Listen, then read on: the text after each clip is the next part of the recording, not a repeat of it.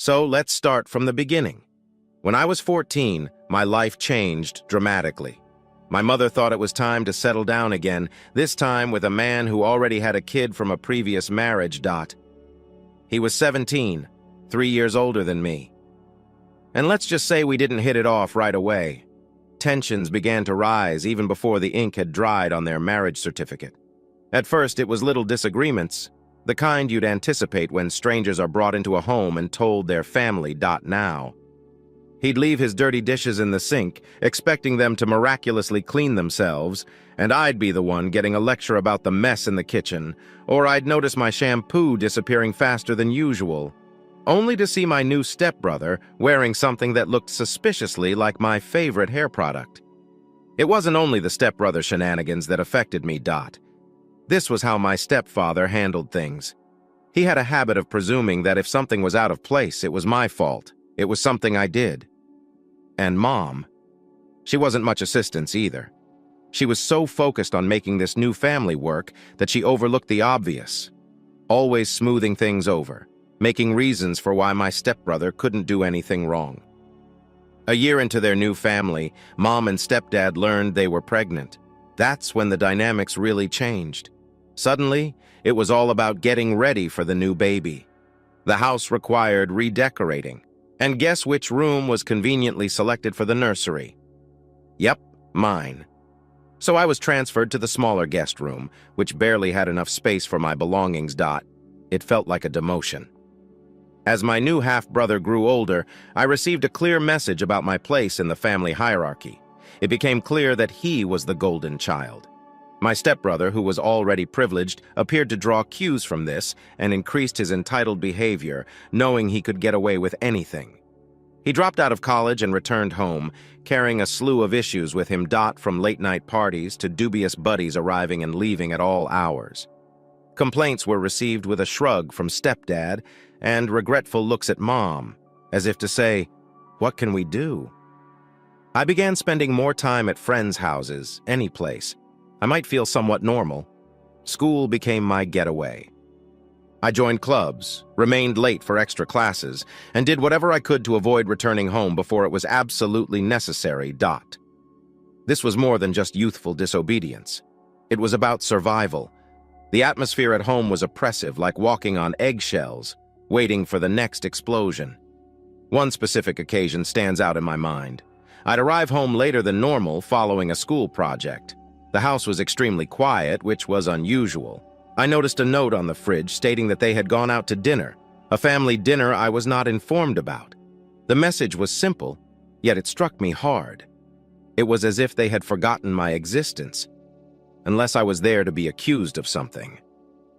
The breaking point occurred shortly after my 18th birthday. I'd saved some money from my part-time employment. I obtained the position despite my stepfather's concerns about how it would affect my academics, which was simply another way of expressing he didn't enjoy not having me there to pin things on. I arrived home one day to discover my room upside down. My stepbrother had hosted a party while the parents were away, and somehow my room became a casualty. My project papers were stained with beer, there was a broken lamp, and my privacy had been utterly violated. I approached them all at breakfast the following day. Stepdad's attitude was harsh and dismissive, claiming I should have been more responsible with my possessions. Mom merely sighed and said something about family coming together and letting go. But I was finished letting things go. During my adolescence, it seems that everything I did was scrutinized, but not in a caring manner. Let us help you improve, or rather catch you doing something wrong. My stepbrother, who had turned into a professional couch potato, was always exempt from responsibility. My little half-brother was only a kid, but the amount of attention he received made it clear who the favorites were. I remember working on a large science project that I was quite passionate about. I required solitude and space, both of which were in scarce supply at home. I attempted to set up a little desk in the corner of the living room, but it looked as if I had set up in Times Square. My stepbrother would blast his music. My little brother would run around screaming, and my stepfather would always find a cause to instruct me to relocate my belongings. He'd say, "You're taking up too much room," or "Your project is disorganized." It was frustrating. I felt like I was attempting to construct something fragile in the midst of a tornado. One day, I had enough. I packed my project and marched over to a friend's home. Her parents were usually cordial, and I was able to spread out my work in their calm dining room. It was the first time in a long time that I felt able to think clearly. That's when I realized how bizarre my home life had become. My acquaintance observed how relieved I was to be able to work peacefully. "You're always welcome here," she said one day, watching the worry leave me the moment I stepped inside her house. It was a small gesture, but it meant everything to me. It also made me realize that this was not how things were intended to be. Home should be a haven of safety, not an escape. I began picking up extra shifts at my part-time work. If I wasn't at school or a friend's house, I was working not simply for money, but because every hour away from home made it easier to breathe. My stepfather didn't like it, usually complaining about how a job was distracting me from studying, but I knew why. As I saved money, I was less available for him to criticize. My plan to move out began to take shape. I knew it wouldn't be easy. My mother and stepfather were not going to be pleased. But the more I thought about it, the more it seemed like the only option to regain some control over my life. Then came the day I told them I'd discovered a little apartment near college that was within my budget. I sat them down and tried to keep my voice steady. I announced that I was moving out. The room became quiet. Too quiet. You could cut the tension with a knife. My stepfather was the first to react. "Do you believe you're ready to live on your own at your age?" He scoffed. My mother just sat there, looking between us. Her face is unreadable. "I am," I responded, attempting to project more confidence than I felt. "I need my own space. I have enough money saved to get by." The argument that ensued was violent. Accusations were leveled at me, claiming that I was ungrateful and only trying to avoid my domestic responsibilities. My stepfather even tried to guilt me into leaving my younger brother behind. "He looks up to you." "You know," he said, as if it was enough to keep me in a bad circumstance. But I held my ground. This wasn't simply about wanting my own place. It was about requiring it for my mental and emotional well-being. I packed my belongings over the next several days. Each item I placed in a box seemed like a small part of the castle I was constructing around myself. My mother visited me in my room on the day I moved out. I expected another argument, but instead she helped me pack. We didn't talk much, and when we did, it was superficial. "Do you need more cartons? Or can I offer you some of the old kitchen items?" It was as if we stuck to safe topics, we could escape the enormous elephant in the room. When I finally closed the door to my new apartment after moving everything in, I felt a rush of emotions: relief, grief, exhilaration, and anxiety. I was completely on my own now. It was horrifying, but also liberating. The first several nights were the hardest. The apartment felt too quiet and empty. I missed even the unpleasant noises from my family's home. Okay, sort of. But as the days passed into weeks, I began to appreciate the serenity. I could come and go as I liked, eat as I wanted, and sleep without interruption. It was like discovering a new aspect of myself that I had kept hidden for so long. Life away from home settled into a rhythm fairly quickly, and it was the most peaceful I'd felt in years. My relationship with my mother and stepfather was not ideal, but it was bearable because I wasn't living with them all the time. I was doing my own thing. Staying busy with work and college while keeping my head down. Then, out of nowhere, my stepfather got a health crisis, which threw things off. It wasn't life-threatening, but it was bad enough to make him think about the future, specifically his will. I learned about it from my mother, who called one evening sounding more gloomy than normal. "Your stepfather has been thinking about his will," she remarked casually, as if she were discussing the weather. "He wants to ensure everything is in order." "Okay," I replied, not sure where this was headed. The tone in her voice suggested it wasn't just a courtesy call to keep me posted. She paused, then proceeded. "He's decided to include your stepbrother and half-brother, but not you. He believes it makes more sense because they are his biological children." There it was, the sting. Not that I expected anything, but hearing it said so simply was a stomach shot. It wasn't the money or the prospect of inheritance that hurt. It was a clear message that I was an outsider in the household I had spent the last 5 years attempting to fit into. "I see." I managed to keep my voice neutral. "Thank you for telling me." Mom may have sensed my distress because she quickly added, "It's just legal stuff, you know? Doesn't change our feelings about you, right?" I said, not really believing her. The talk clumsily shifted to other topics before concluding, but the harm had been done.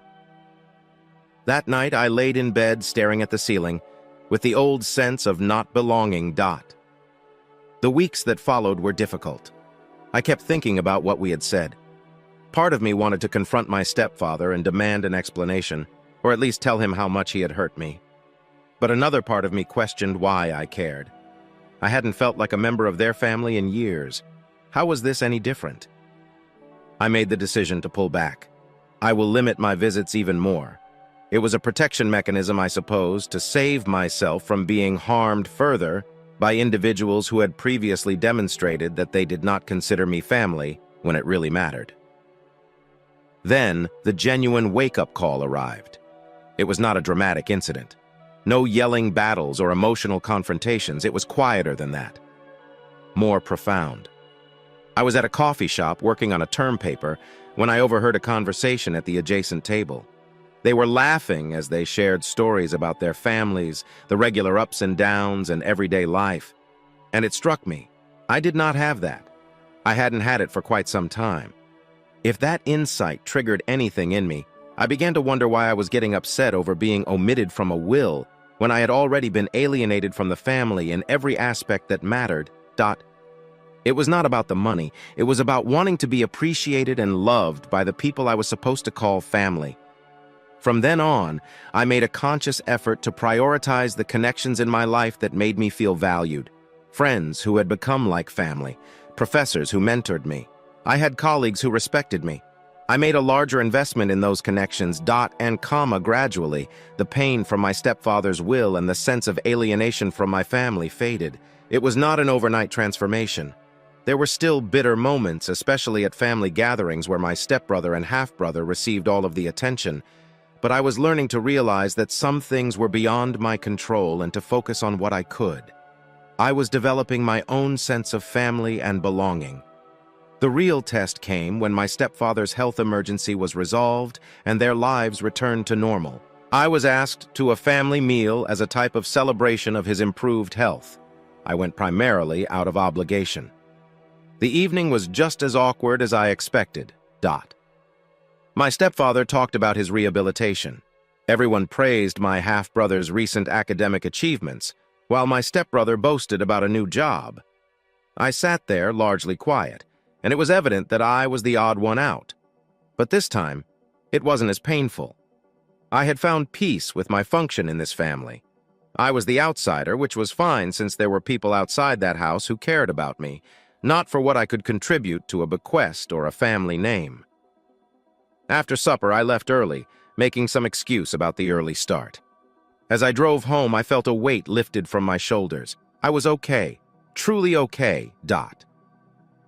For the first time in years, I confronted the reality of my situation, coped with the emotional impact, and emerged stronger and more confident. If there's one thing I've learned, it's that life has a strange way of surprising you when you least expect it. After settling into my own routine and accepting my restricted, if not strained, relationship with my family, I received a call one day that threw everything on its head. The phone came from a lawyer I hadn't heard of before, who presented himself in a professional, almost apologetic tone. He asked if I had a few minutes to discuss my grand-aunt's estate, my father's mother's sister. To be honest, I couldn't remember anything about her. She was one of those relatives you hear about in your parents' stories but don't actually know. She didn't have any children of her own, and I recall her being referenced as someone who helped raise my father. "I'm calling to advise you that your great-aunt died recently," the lawyer continued, his tone professional and empathetic, "and she left her entire estate to you. To say I was shocked is an understatement. I felt a range of feelings, including regret for her death, perplexity about why she picked me, and a strong sense of responsibility for what came next.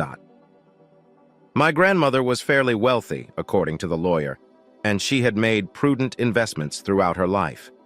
She left a considerable estate, including a trust fund that was now mine, worth approximately $3 million. My financial circumstances altered quickly. After the call, I sat there, phone in hand, attempting to digest the information. Why me? We were not close. I did pay her a few visits, but they were more about checking in on an aging aunt than bonding. She must have noticed something in me. Perhaps a reflection of her own freedom. Perhaps that was her way of reaching out to her family one final time. The next 3 days were spent meeting with the lawyer, signing documents, and discovering exactly what I had inherited. It wasn't only about money. Property, securities, and a few personal belongings held sentimental worth. Among them was a letter she wrote to explain her decision. She admired my individuality and determination. Something she said made her think of herself at my age. Armed with this newfound income, I made some quick changes. I purchased a house, which I never imagined I'd be able to buy on my own so soon. It was a modest home, but it was mine and signified a new chapter in my life. I also invested in a rental property, thinking about long-term financial security. The balance of the money went into savings and investments, and I worked with a financial counselor to ensure I was making sound decisions. But enormous wealth entails immense responsibility. And as I quickly found out, great drama. I had not informed anyone in my family about the inheritance, trying to avoid any potential consequences. However, secrets have a way of getting out, and this one was no exception. It began with my cousin, who learned about the inheritance through common legal contacts. My mother found out before I did. And after she figured it out, everyone else quickly caught on. Phone calls began to come in, not just from her, but also from my stepfather, stepbrother, and relatives I hadn't spoken to in years. Everyone appeared to have a justification for needing a portion of my fortune. They would remark that times are tough. Alternatively, you may be aware of his poor health. Referring to my stepfather. It was as if they all suddenly realized I existed, but only as a bank. I was inundated with requests for loans, presents, and blatant demands for money. It felt like I was watching vultures hovering, each waiting for their moment to swoop down. The strain was enormous, and for a while I hesitated, wondering whether I was being selfish by keeping the bequest. But then I remembered the years I spent feeling like an alien in my own family. Years of scrimping and saving, working hard for every penny, and making it through college without their assistance. This was my opportunity to guarantee my future, and I was not going to allow guilt or deception influence me. When my mother inquired why I hadn't thought to tell her the news, I had had enough. I calmly but firmly stated that our gap was not just physical, but also emotional. Her judgments, and by extension those of my stepfather and stepbrother, revealed where I stood with them. The inheritance allowed me to do things on my own terms, without relying on anyone else. It's my life, I told her, and I have to live it my way.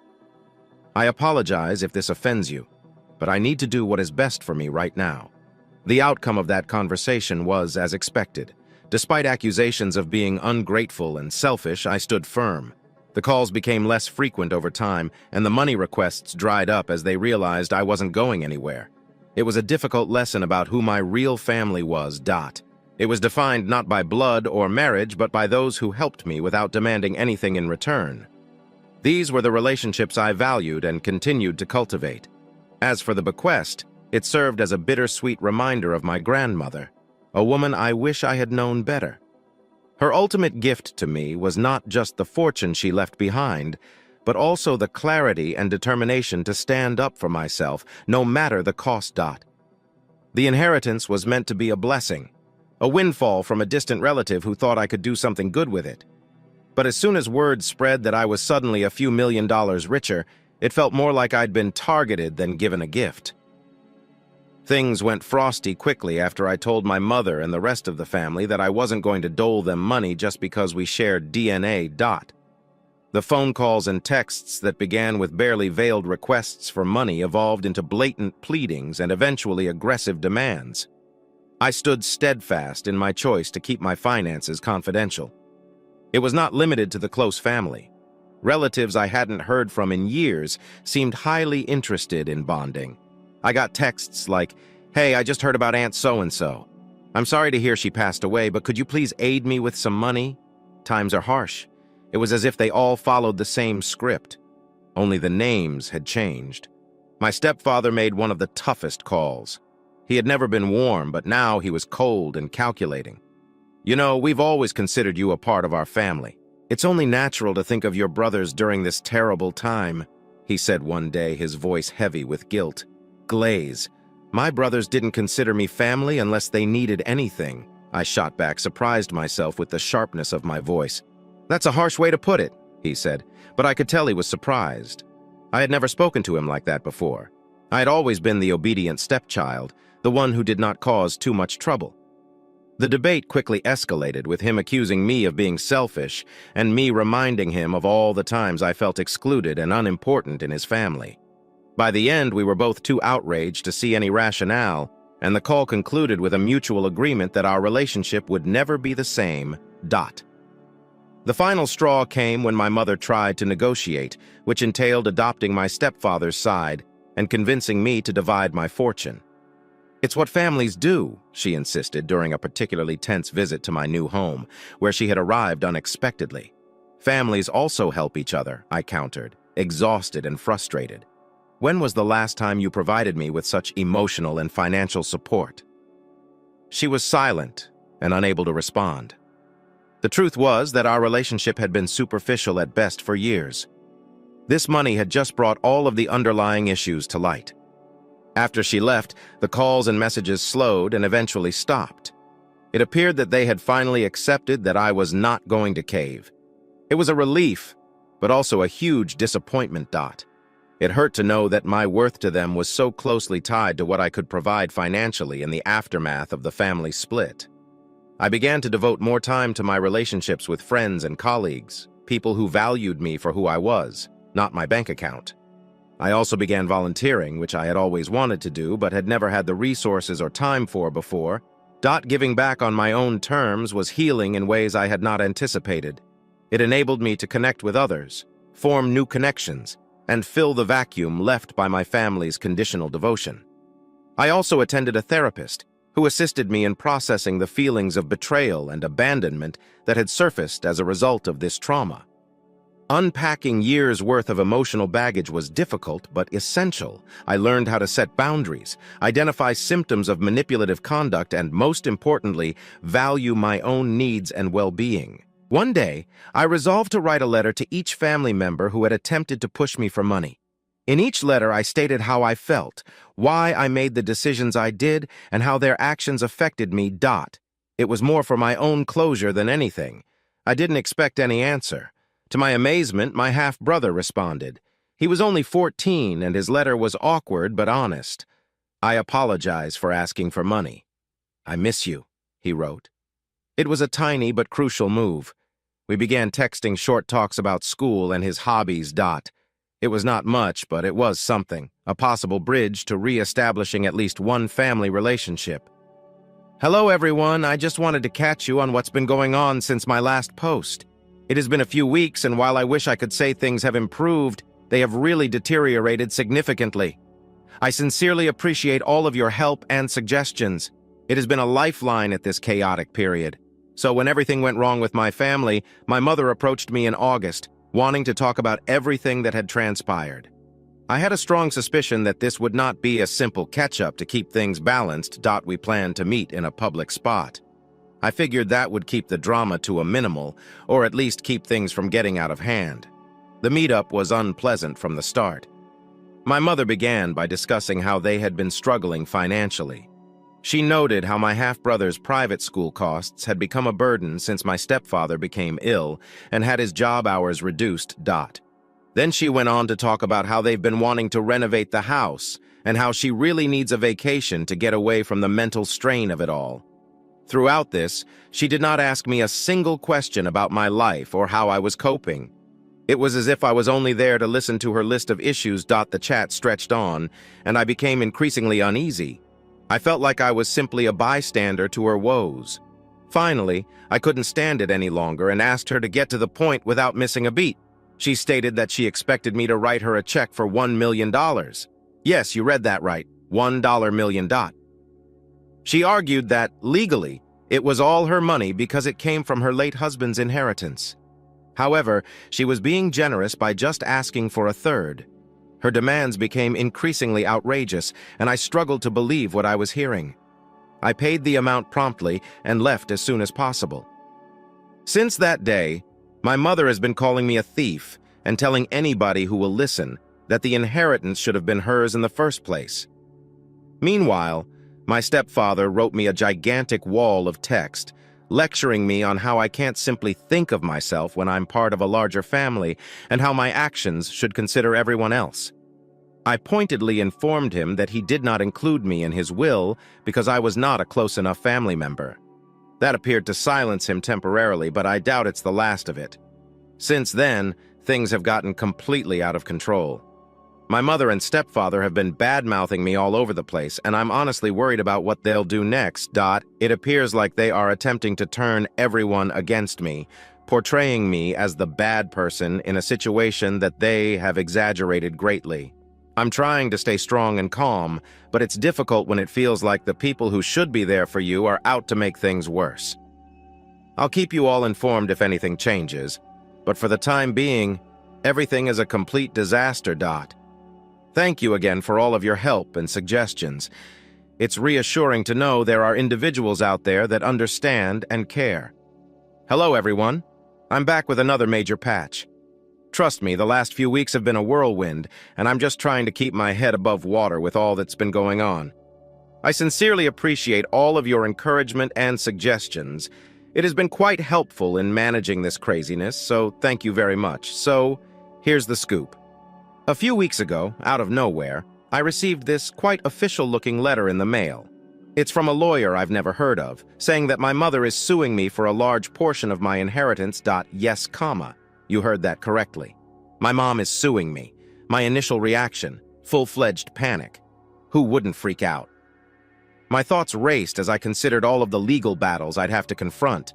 But just when I thought things couldn't get much more soap opera-worthy, my stepfather sends me this scary text. He's like, "You'll regret not sharing your money because we're going to take you for everything you're worth." It felt like something out of a horrible film. The wicked step-parent is twisting the knife. Seriously, the boldness left my jaw on the floor, rattled but not beaten. I forwarded everything to my attorney, expecting a long ordeal. But get this. My lawyer literally laughed when he read the letter. Not just a chuckle, but a full-fledged one. "Are you kidding me?" I kind of laughed. He put the letter in the trash and told me not to worry about it. My grand aunt's will, he claims, is as secure as Fort Knox. My mother cannot legally touch anything because she is not a descendant, and the will clearly states who the beneficiaries are. But because my attorney is such a thorough individual, he didn't stop there. He investigated deeper into the so-called lawyer who submitted the letter. The office address provided is actually a decrepit building that appears to have been vacant for years, and the phone number was disconnected, no longer in service. It appears that my parents became desperate and decided to hire some fly-by-night. Probably not even a legitimate lawyer, but a last-ditch attempt to intimidate me into paying up. Realizing they were only trying to trick me into giving up a portion of my inheritance was both a relief and a wake-up call. They truly believed they could intimidate me with some half-baked legal threat. A nerve, right? Knowing this, I felt a big weight lifted off my shoulders. I was prepared for a court battle, but now I'm just shaking my head at the extremes they'd go to. So, with that drama dissipated, I decided I needed a break from all the chaos. I've been on edge, losing sleep, and feeling overall agitated. I discussed it with my mates, and we all agreed. It's time for a quick escape. So I'm taking some time off work to travel with my friends next week. Nothing spectacular, just a road trip to various locations. We always intended to visit, but never did. I believe a change of environment is just what I need to cleanse my mind and refuel. It's strange, though, to consider how things have played out. I used to look up to my mother and stepfather, and now that I see how they have acted, it's disappointing. But I'm learning that sometimes you have to distance yourself from those who are supposed to be your supporters when they start dragging you down. Instead. It's not easy, but it is vital. Anyway, I am definitely looking forward to this trip. A little adventure, some good laughs, and great time with friends. Exactly what the doctor ordered to get away from the family problems. I'll keep you posted on how things go at home and if anything else comes up. But for the time being, I'm focusing on the positive, on moving forward, and not allowing this whole situation to bring me down. Thank you for all your help and suggestions. This community has been my rock during the storm, and I cannot express how much I appreciate every comment and letter of encouragement. You guys are the finest. Here's to brighter days, right? See you all after my travels, hopefully with some entertaining stories and no drama. Story 2. So, I suppose I'll start from the beginning, because that's the only way this makes sense. My name is Alice, and I'm 46 years old. I'm currently involved in a family issue that has been building for years. It all started when I was 20. I was in college at the time, and I was naive enough to believe that I had my entire life ahead of me. Then, boom, became pregnant with my daughter, Julia, who is now 26. At the time, I was with this guy named Mark. He was my boyfriend, and I honestly loved him. But neither of us were prepared for a child, but comma, of course, our parents would not have it. They pushed and pushed until we got married. I didn't want to do it, but you know what happens. Family pressure and all that. We believed we could make it work. To be fair, we tried. However, life does not care about your plans. Mark died approximately 2 years after Julia's birth. He had a cardiac issue. We had no idea about that. And with that, he was gone. He didn't even get to Julia's second birthday. To say it was hard would be an understatement. I was devastated. I loved him. At the age of 22, I found myself a widow with a baby and no idea what to do next. That period in my life was bleak, like extremely dark. I don't even enjoy thinking about it. I went into a deep despair that seemed to last forever. I was simply going through the motions, barely functioning. It wasn't fair to Julia either. I wasn't the best mom back then, but I did my best. After 4 years, I was able to pull myself out of that hole. And that's when Robert entered my life. Robert, 46M, is my present hubby. We met on a blind date that my buddies arranged. At first, I was uninterested in dating, but my friend persisted. She kept telling me that Robert was wonderful for me, and I was like, okay, all right, whatever. I will give it a chance. To my amazement, we hit it off. Robert was amusing and polite, and when I told him I had a daughter, he didn't run away. That was a huge issue for me because, let's be honest, not every man wants to date a woman who has a child. But Robert wasn't content with it. He was fantastic with Julia from the beginning. He wasn't trying to replace Mark or anything, but he was there for her, you know? Always playing with her, taking her places, and simply being a father figure, even before we were serious. A year later, we were married. Things were going well. Actually, it was very good. Julia even started calling Robert Papa, which warmed my heart. I felt like I was putting my life back on track. 2 years after the wedding, I became pregnant again. This time, I'm with Ethan and Emma. The twins. Robert was overjoyed, and I was too. But a part of me was concerned. I didn't want Julia to feel excluded now that there would be 2 more children in the picture, but Robert made sure that didn't happen. Even after the twins were born, he continued to treat Julia as his own daughter. She was included in everything, from family reunions to the cringe-worthy cousin group photo shoots his family conducts every Christmas. Julia never felt like an outsider in our family, and I believed we'd mastered the blended family concept. But when Julia turned 18, things began to change. It seemed subtle at first. I remember it vividly, though. One day, she just began calling Robert by his first name, Robert instead of Papa. I assumed it was a phase, that she was just being a rebellious adolescent, but it kept happening. Every time she said Robert, I could see a glint of hurt in his eyes. But he said nothing about it. Neither did I. A few weeks later, I realized I couldn't handle it anymore. I asked Julia what was going on, and she gave me a look like she was holding back. Robert was also present, and we sat down for what I assumed would be a typical family conversation. I had no idea what was going to come out. She informed us she overheard Robert chatting to one of his buddies about the trip he was arranging with the twins. We take these family excursions every year, so I didn't think it was a big issue. But this time, Robert had just requested 3 rooms. His friend, who operates this modest motel where we normally stay, inquired, "Are you not bringing Julia?" And Robert's response stung. He said, "Nah, this trip is just for my real kids, my real children." Julia overheard him say that. I don't think Robert realized she was in earshot, but she was. And hearing those words broke something inside of her. She did not inform me right away. She never said anything to him, either. But comma, starting that day, he was no longer Papa. He was only Robert. Hearing her express all of this in that moment, it seemed as if everything clicked into place. That explains why she had been behaving aloof. Why? She stopped calling him Dad. She felt betrayed. And I get it. I would have felt the same way if I were her. Even though she knew Robert was not her actual father, he had been there for her all these years. And in her heart, he was her true father. Then he says something like that. I was pissed. To be honest, I was ticked off at Robert for being so careless with his comments and at myself for not recognizing sooner. I just sat there, unsure what to say. Robert, of course, attempted to explain. He stated that he loves Julia, but it differs from how he loves the twins because they are his biological children. He repeatedly used the word real, and Julia flinched every time he said it. I wanted to punch him and tell him to shut up, but Julia beat me to it. She instructed us both to leave her room, and that was it. Things were never the same after that talk. Julia always pretended everything was fine when she returned home from college, but she kept addressing Robert by his first name. I tried to convince Robert to talk to her and apologize, but he's stubborn. He didn't want to fuel the fire, as he phrased it, so he simply tolerated it. Okay, so after all that happened with Julia calling Robert by his first name, I figured things would calm down over time.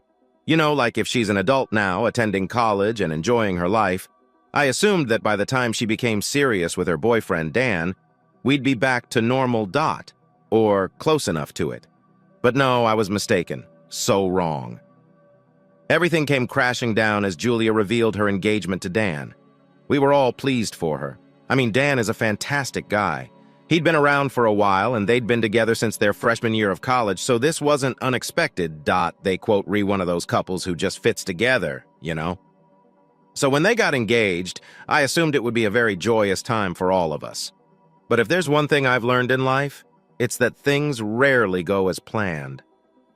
Julia comes over one afternoon, all eager, and talks about wedding preparations, dresses, venues, and pretty much everything. I quote, sitting there listening, and she has this glow about her that suggests she's quite happy to get married.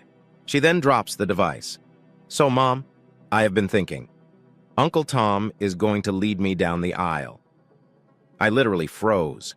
My mind couldn't grasp what she had just said for a moment. Uncle Tom was my late husband, Mark's brother. Don't get me wrong, I love Tom. He, quote's, always been there for Julia, even after Mark died. But she was not going to consider letting Robert Walker, the guy who had raised her. I've been there for her since she was 4 years old. What the hell? I didn't know what to say, so I posed an inappropriate question. What about Robert? Julia simply scoffed at me. Mom, I thought it was apparent he wasn't my true father. It didn't make sense for him to walk me down the aisle the way she described it, so nonchalant, as if it wasn't even debatable. Hit me like a truck. I mean, she's been away from Robert for years, but I guess part of me assumed she still considered him as a father figure, despite everything. But hearing her say it so coldly hurt. Bad. I did not dispute with her. I merely nodded and told her I had spoken with Robert about it. She did not appear to care. She just started babbling about various wedding details. But my mind was already elsewhere. That night, I sat Robert down and explained what Julia had said. I tried to be kind, but there is no simple way to say, hey, our daughter does not want you to walk her down the aisle because you are not her biological father. The second the words left my mouth, I could see his expression shift. His eyes widened and he became angry. What do you mean? She wants Tom to walk her. I am her father. I've been her father for the past 20 years. I reminded him of the exchange Julia overheard all those years ago, the one where he declared the trip was only for his real children. I saw the memories hit him and his rage changed. Now he wasn't simply angry, he was harmed. He responded, "That was a long time ago, Alice." His voice was tight. She should have gotten over it by now. I did not mean it the way she interpreted it. I didn't want to keep repeating previous arguments, but I needed to be honest with him. She isn't over it, Robert. She never will be. You informed her she wasn't your real child. That sticks. He became quiet after that. We simply sat there in this awkward quiet for what seemed like an eternity. Finally, he replied, "So what? Is I meant to just accept that Tom will accompany her down the aisle while I sit there like a stranger?" I wasn't sure what to say. What was I supposed to say? He was not wrong to be hurt, and Julia was not wrong either. She was the one who felt betrayed all those years before. I told him as gently as possible, "I think you should give her this. This is her wedding, Robert, if this is what she desires." But he wouldn't have it. "No, I raised her, Alice. I'm not going to sit there and pretend I'm fine with it." I could tell he was distressed, but what could I do? Julia's decision was final, and there was no going back. I didn't want to make things worse than they already were. The following few weeks were horrible. Robert was always angry, snapping at the tiniest things, and I was stuck in the middle. Julia didn't seem to realize how much her decision was ripping him apart. She was preoccupied with wedding planning, sending me photographs of dresses and decorations while pretending as if everything was okay. Meanwhile, Robert scarcely spoke to her when she came around. He'd simply nod in her direction or mutter something beneath his breath. It was as if they were two strangers living in the same planet who entirely ignored one another. What is the worst part? Julia didn't appear to care. Every time I tried to bring it up, she dismissed me with Mom. That's okay. Robert understands how I feel. He will get over it.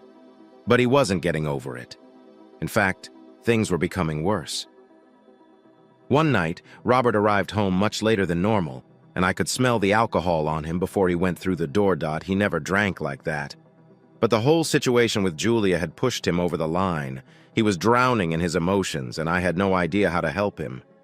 He stumbled into the kitchen, slurring his words as he attempted to explain how he had been out with some pals.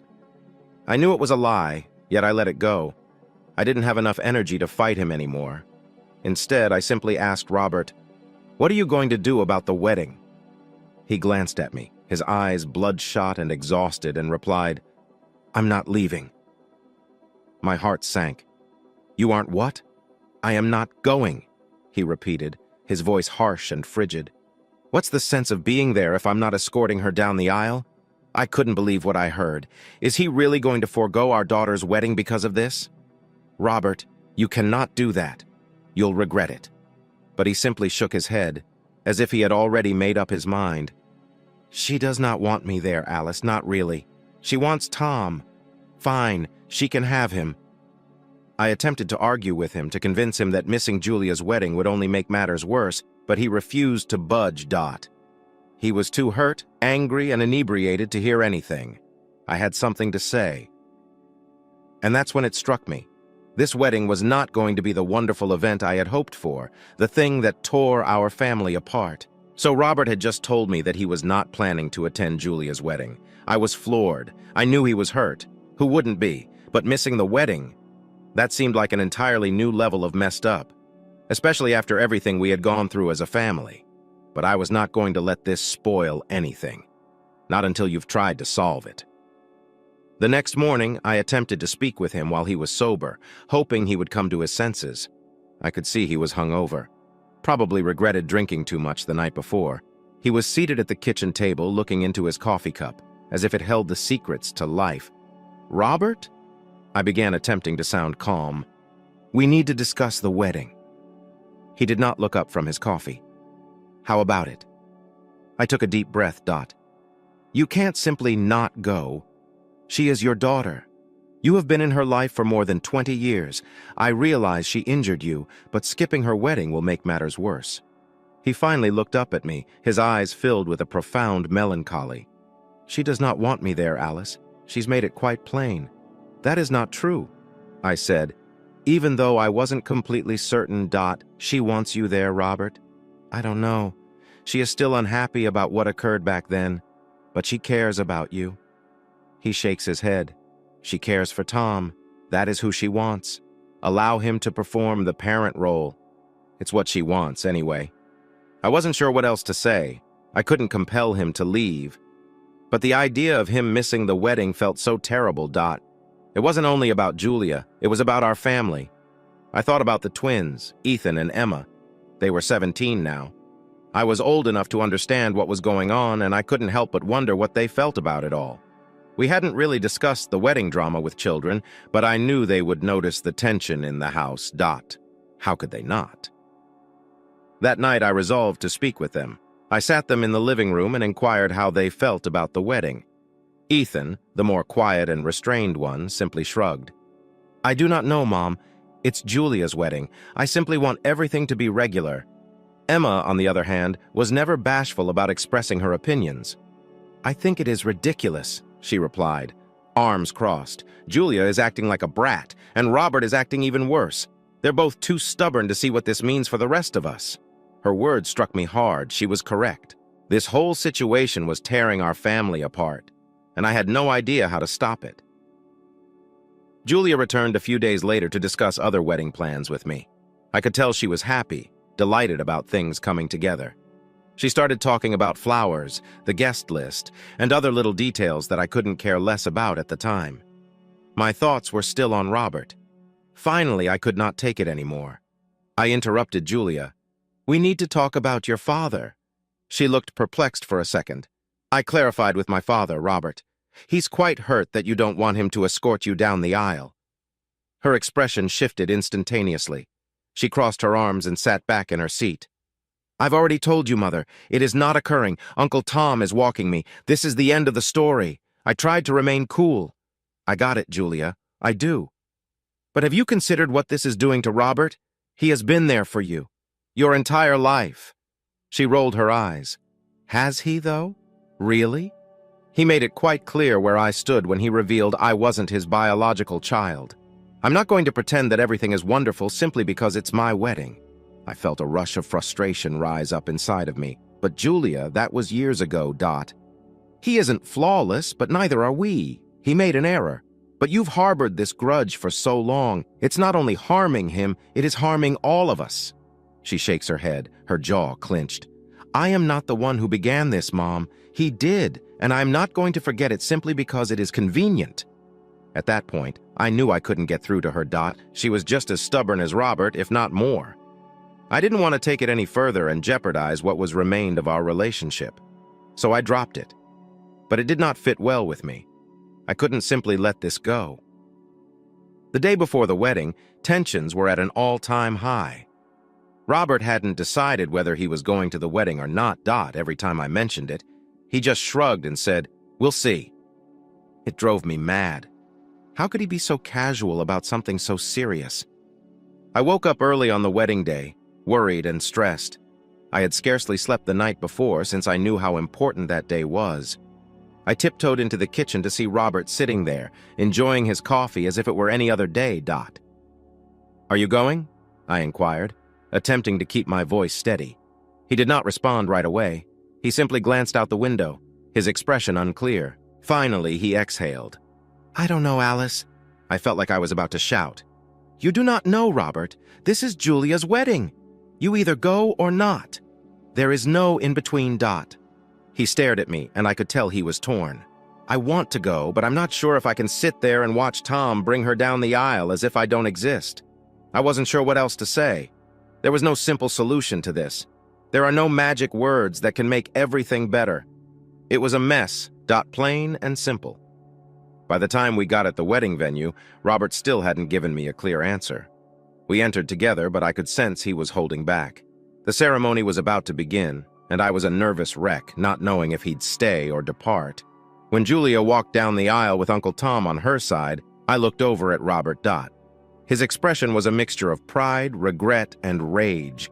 It was all there, written on his face, but he stayed. He sat through the entire ceremony, even though I could tell it was hurting him on the inside. He barely spoke to anyone during the reception. He just stood there, staring at Julia as if she were a stranger, not the daughter he'd reared for the majority of her life, Dot. It hurt my heart to see him that way.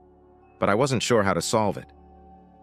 That night, when we returned home, Robert finally spoke. "I am pleased I went," he said gently. "However, nothing changes.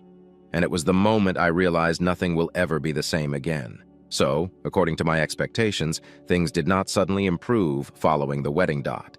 In fact, things grew worse. Robert was present, yet he wasn't, if you get what I mean. He was simply distant. He'd go through the motions, work, come home, eat supper, but he didn't appear to be present in the room. The dude scarcely spoke to me, leave alone Julia and the twins, and frankly, I was growing bored of it, Dot, as if, after the wedding, he decided he was done with Julia and all of us. That's what terrified me the most. I could see him slowly backing away, and I had no idea how to stop him. We were sitting in the living room one night, approximately 2 weeks after the wedding. Me, Robert, Ethan, and Emma Dot. We were watching television, but no one was actually paying attention. The air in the room seemed dense, as if everyone was waiting for someone to say something. However, no one wanted to be the first to break the stillness. Finally, Emma, who has never been one to keep quiet when she has something to say, piped up. "Are we just going to pretend everything is okay? Because it is not." I glanced across at Robert, but he did not respond. He just stared at the television, as if she had said nothing. Emma was not having it. She stood up and crossed her arms over her chest. "Come on, Dad. You're acting like a ghost. You scarcely speak to us anymore, and we all understand why. Is it because of Julia?" Ethan appeared uneasy, as if he wanted to be anywhere but here. However, Emma was determined to have this chat. "Emma, not now." I attempted to speak, but she cut me off. "No, Mom, it has been long enough. He needs to speak to us. He needs to inform us what's happening." Robert sighed and eventually looked up, his eyes tired and haggard. "Dot, what would you like me to say, Emma? I want you to say something," she shot back. "Anything? You have been strolling around as if you no longer care about us, as if we didn't exist. Do you despise us because of what Julia did there?" Robert's face softened, but his eyes remained heavy. "I do not detest you. I would never dislike you or Ethan." Emma was not done, however. "But you're upset at Julia." Robert hesitated. "Yes, indeed I am." That was the first time he had stated it aloud, and I could tell how much it upset him to say those words. Robert had always been skilled at masking his emotions, but it was too much for him to keep inside. I quote, "am upset since I've been there for her entire life." In the end, she chose Tom. She did not simply chose him to lead her down the aisle. She picked him over me, period. It aches. Emma sat back down, calmer now. "But we are still here, Dad. You've still got us." Robert gazed at her, and for a brief moment I thought he was going to cry. He took a deep breath before nodding. "I know I still have you and your brother, but that doesn't make Julia's situation any easier to deal with." Ethan finally spoke up. His voice was soft and weak. "Do you believe Julia despises you, Dad?" Robert's face slumped as he stroked his temples, as if he was searching for the proper words. "I do not know, Ethan. I honestly don't know. I couldn't sit there any longer. She does not dislike you, Robert." I spoke, my voice firm. "She is hurt, just like you. But that doesn't imply she despises you." Robert did not respond. He merely stared at the floor, his shoulders stooped, as if the weight of everything had become too much for him to bear. The following few days were tense. Robert had opened up little during the chat, but it wasn't enough. He was still shutting us out, and I could feel the barrier between us growing even wider.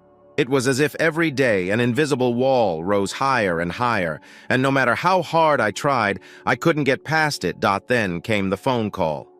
It was Saturday afternoon, and Robert was out running errands. My phone rang when I was in the kitchen cleaning up after lunch.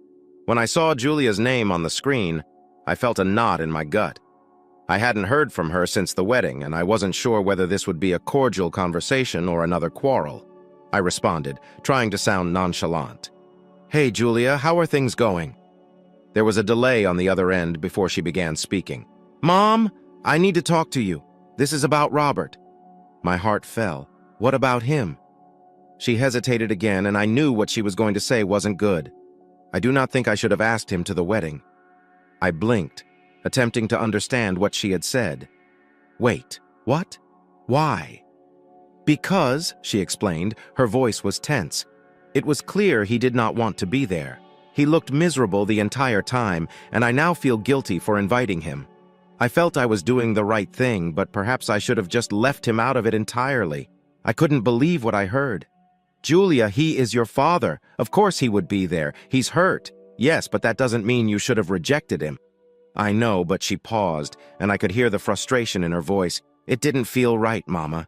The entire thing felt wrong." I wasn't sure what to say. Julia sounded really unhappy, but I disagreed with her. Yes, Robert had been aloof and hurt, but I believed he had every right to attend the wedding. You did nothing wrong by inviting him. I finally admitted he was suffering with everything. However, that doesn't mean you shouldn't have wanted him there. There was another lengthy silence before she spoke again. I do not know, Mom. I simply feel like everything is messed up right now. I'm not even sure how to fix it. That hit me hard because it summed up how I'd been feeling for several weeks. Everything was disorganized and none of us understood how to change it. After that chat, I knew I needed to do something. Julia was feeling guilty, Robert was spiraling out of control, and I was caught in the middle, struggling to keep everything together as my family fell apart around me. That night, after the kids had gone to bed, I decided to make one last attempt to speak with Robert. I sat him down in the living room. I did not sugarcoat anything.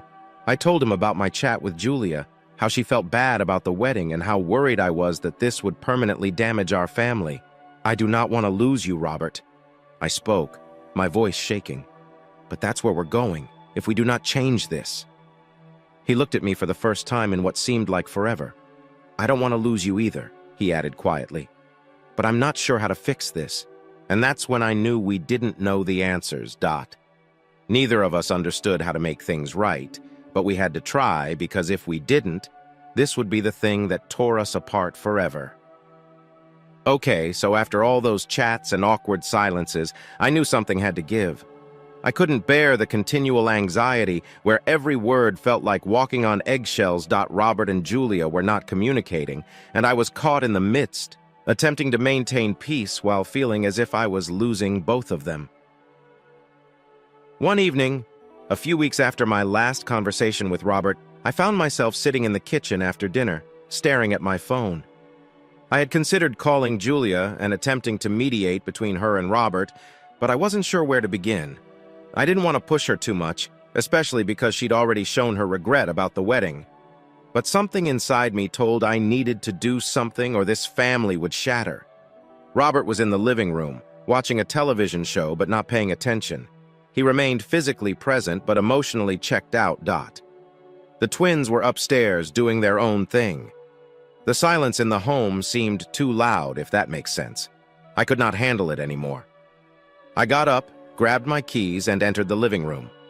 I'm heading to Julia's, I said, not really asking for permission, but rather presenting a reality. Robert scarcely looked up from the television. Yes, comma. I said we should chat. He did not argue. He simply nodded and returned to staring at the TV. That reply, or lack thereof, was simply another indication that things were coming apart. He didn't appear to care anymore. All of these thoughts raced through my mind as I drove to Julia's house. What if she doesn't want to talk? What if I made matters worse by going there unannounced? But honestly, I didn't have the stamina to continue treading lightly on everyone's sentiments. I had to try. When I reached her residence, I knocked on the door and waited. I heard footsteps inside, then the door opened. Julia stood there, astonished but not furious. At the very least, that was a positive indicator. "Mother, what are you doing here?" she asked, standing aside to allow me in. I came in with a strange mix of nervousness and determination. "We need to speak, Julia. I can't keep seeing you and Robert tear our family apart." She groaned and closed the door behind her.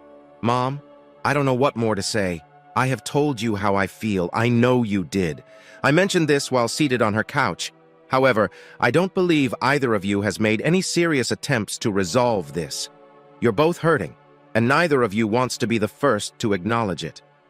Julia remained standing, arms crossed, as if she was attempting to shield herself from what I was about to say. "It is not that straightforward. He's the one who said I wasn't his real child. He was the one who made me feel like I didn't belong." I nodded, realizing where she was coming from. "I know, Julia, and you have every right to be hurt, but it happened years ago. He clearly made a mistake. But you can't continue to punish him for it. He quotes also hurting. Neither of you are willing to meet in the middle." Julia sat across from me. Her arms remained crossed, but her posture softened slightly. "So what? You expect me to just forgive him and act as if nothing happened?" "No," I replied, shaking my head. "I'm not asking you to forget it, but you should talk to him. Really chat. Both of you must stop dodging this, or you will lose each other forever." There was a prolonged pause. Julia glanced at the floor, and I could see she was warring with herself. Part of her wanted to stay angry, to hold on to the hurt. But I could see a part of her that did not want to lose her father. Even if she refused to admit it out loud. The next day, I persuaded Julia to come over to our house. I informed her that Robert would be present, and it was time for them to have a genuine chat. I wasn't sure if she would show up, but about 5 p.m., I heard her car enter the driveway. I was unsure how Robert would react when she walked in. He, quote, D, been in a peculiar limbo since the wedding, unsure how to handle things. But I had told him earlier that day that Julia was coming over and they needed to chat. He didn't speak much. When Julia walked in, he simply nodded, as if he knew what was about to happen. The tension in the room increased dramatically. Robert sat on the couch while she stood at the doorway, as if they had no idea where to begin. I assumed I would get things started. I will leave you two to chat, I said, moving back toward the kitchen. But you have to talk. I didn't travel too far, though. I remained in the kitchen, close enough to hear but distant enough to give them space for a few moments. There was only quiet. Neither of them talked, and I feared this would be another dead-end. But Robert eventually broke the stillness. I'm sorry, Julia, he stated quietly but clearly. I looked around the corner just enough to see her reaction. She looked astonished, as if she hadn't expected him to apologize. For what? She inquired, her voice hesitant to repeat what I had said all those years ago about you not being my true child. That was not fair or true. You are my daughter, Julia. You've always been. I could see the emotion on Julia's face, but she wasn't ready to let go yet. But you said it, Father. You can't just take it back. You made me feel as if I did not belong. Robert nodded and looked down at his hands. I knew, and I've regretted it every day since, but I had no idea how to rectify it. I didn't know how to do it correctly. Julia's arms remained crossed, but her attitude had softened. You harmed me a lot, Dad, and for a long time I was unwilling to forgive you. I know, Robert replied, his voice breaking slightly. But Julia, I do not want to lose you. This is not how I want things to finish between us. There was another lengthy pause, and I held my breath, waiting to hear what Julia would say next. She finally took a long breath and uncrossed her arms. I do not want to lose you, Dad, but I need time. I'm not ready to forgive everything yet. Robert nodded, his face simultaneously filled with relief and anguish. Take as much time as you need. I just want you to know that I'm available when you're ready. They did not hug or do anything dramatic, but it was a start. For the first time in a long time, they had actually spoken, really chatted. Perhaps it wasn't the greatest solution, but it was adequate for the time being. After Julia had departed that night, Robert and I sat together in the living room. The quiet between us no longer felt so heavy. There was still a lot to work through, but for the first time in a long time, it seemed like we might make it. I think things will improve, Robert remarked gently, gazing over at me. Yeah, I agree, leaning back into the couch. They will, and for the first time in what seemed like forever, I believed it. Story 3. Okay, so let me tell you how everything went down. I've been dating Kiara for approximately 4 years. I mean, she's amazing, witty, smart, and very chill, and we have always clicked. You know how when you meet someone, everything seems to fall into place? Yeah. That's how it was with her. We met at a random party that our friends dragged us to, and neither of us really wanted to be there. But we hit it off and spent the entire night talking about trivial matters like lousy movies and strange childhood experiences. Anyway, after a few years, I realized I wanted to marry her. 2 years in, I was very certain she was the one, or whatever they call it. I began saving for a ring, planning to do it when I was in a better financial position. I had this whole plan in my head to offer once I was in a more solid situation. It seemed like the responsible thing to do. Plus comma, I didn't want to do half of it. Kiara deserved a wonderful proposal, and I didn't want to worry about money straight after. So, last year, after working my tail off and feeling like I finally had my life together, or at least not entirely coming apart, I thought it was time. I was so eager to take the next step. I felt like I wasn't the only one who was excited about it. Kiara and I had discussed marriage before. She looked interested, constantly mentioning how she couldn't envision herself with anyone else and how she wanted to establish a life together. So I felt like I wasn't going into this blind, and we seemed to be on the same page. I intend to propose at the beach where we went on our first date. We're both low-key, so I wanted it to be just us. No large public event, no nice restaurant where everyone is watching, just something personal. I recall the first date like it was yesterday. We did not have much money back then, So we packed an inexpensive picnic, had a couple of beers, and sat on the beach talking until it became too chilly. It was perfect. Anyway, the day before the proposal, I was quite scared. I mean, I was confident she would say yes, but it's still a huge deal, right? I had the ring planned for the entire day. We made sure to get at the beach at sunset because she has always expressed her passion for sunsets. By the way, the weather was amazing. Like one of those days when the sky becomes pink and purple. It almost felt like a sign that now was the proper time. So we arrived to the beach and I try to seem calm, but inside I'm freaking out a little.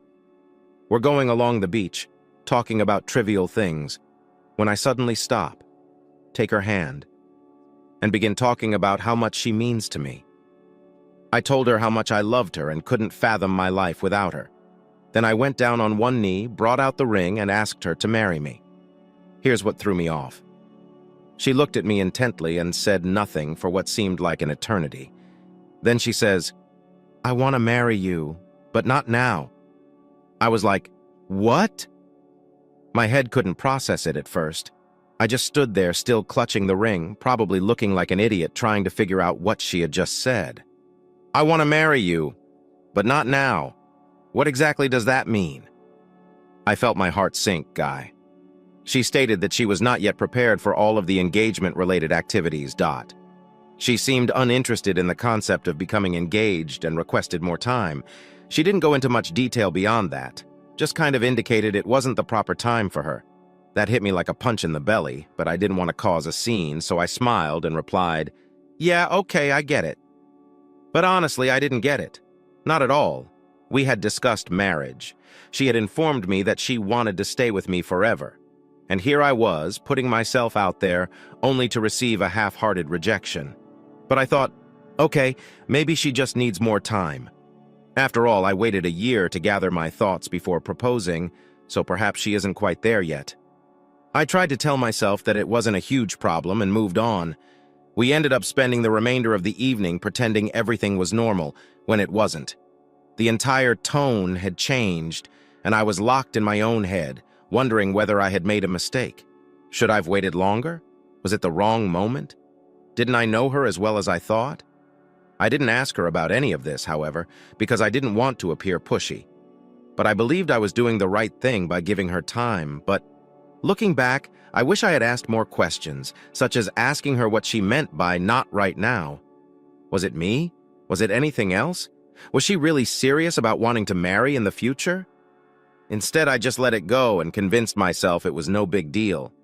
I spent the next year pretending that everything was normal, but it was always on the back of my mind. Every time marriage came up in discussion, I felt that sting again. But I convinced myself that she might come around. We were still happy, going on trips, hanging out with friends, and doing all the usual couple activities. So I figured, okay, everything is okay. She's just not prepared yet. She will get there someday, right? But yes, that was how the initial idea went. Not exactly how I had intended, but I let it go since I loved her. I didn't want to push her into something she wasn't prepared for. Little did I realize that "not right now" would turn out to be a far bigger concern later on. So, a year had passed after the first proposal, and things were a little strange at times. It was as if we never discussed the entire "I want to marry you, but not right now" thing again. I mean, I expected we'd talk about it after a few weeks or so, but nothing. And honestly, I didn't want to bring it up since I didn't want to appear aggressive or anything. We were still doing all the regular couple stuff, so I assumed we were fine. But as time passed, I began to wonder if this was something that would never happen. Why isn't she ready? And why isn't she providing me a better reason than "not yet"? We've been together for 4 years, and it feels like we're almost 30. At this point, you either know or don't, correct? Anyway, I started planning another proposal because I still thought she wanted to be with me forever. Just as she used to say. I was thinking she could just need more time. Maybe I needed to step up my proposal game. The first one was low-key personal. It was just the two of us at the beach. But this time, I figured she'd prefer something a little fancier. So I started thinking about something a little more special. I decided to get several of our friends involved. I did not want a public event with a large crowd watching us. That was not my vibe, and I know Kiara isn't into it either. But I wanted our closest friends to help me set it up. I figured it would make it more memorable. Plus, if we were surrounded by people we both care about, she might feel more comfortable saying yes, you know? So I began planning. I reserved a really great botanical garden with a beautiful fountain area, complete with enormous flowers and greenery, and it's all really romantic. I knew she'd adore it because she's so into nature and plants. Honestly, she has about 20 plants in our flat that I keep accidentally dead. So I thought, yes, this will be the ideal location. I even asked several of our friends to help set up. We had planned to go to dinner first, just the two of us, at a lovely restaurant nearby, then go to the garden where they've set everything up for me. Roses, candles, the works. It was supposed to be flawless, I was certain of it this time. So the night of the proposal arrives, I quote, am trying to remain calm, but inside I'm freaking out again. I kept thinking about last year and how I got shut down, and I hoped this time wouldn't be the same. I didn't want to go through it all again, but I was optimistic, perhaps too hopeful. Dinner went wonderfully. We were both in a terrific mood and everything seemed ideal.